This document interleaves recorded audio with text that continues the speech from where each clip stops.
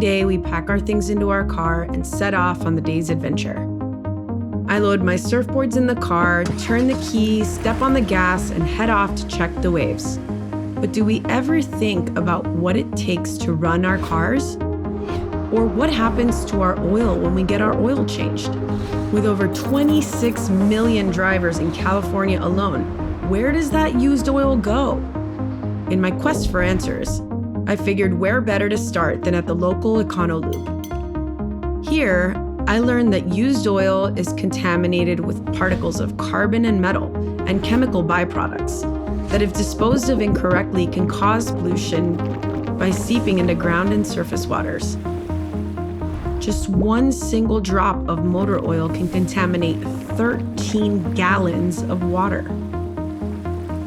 Since 1987, it's been illegal to dispose of oil in trash, sewers, and drainage systems in the US.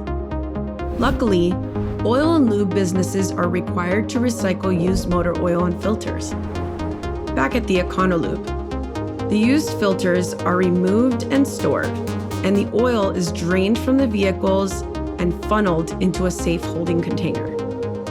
From there, a pump truck arrives every 10 days, pulls out between 400 and 500 gallons of oil, collects the filters, and hauls it all away to a refinery.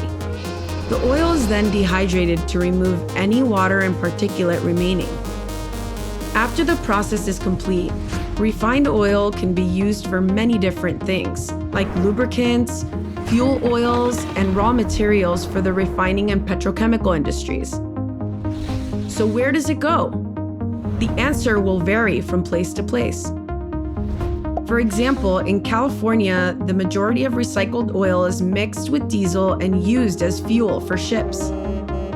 In Texas, it's made into asphalt, and along the East Coast, it's used to heat homes in the winter.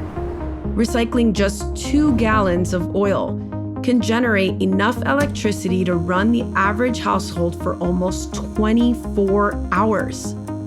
It's exciting to learn that mechanics and oil change companies are recycling oil. But what about people changing their own oil? Or cars with oil leaks? 200 million gallons of used oil are improperly disposed of each year. And 40% of all harbor and waterway pollution is from motor oil. So how do we make these numbers smaller? The answer is education. Talk to your neighbors, family members, and friends. Post to social media and let people know that anyone doing their own oil changes can take their oil and filters to a local car mechanic or oil change business for proper recycling. And don't forget oil from motorcycles, boats, farm equipment, and lawnmowers.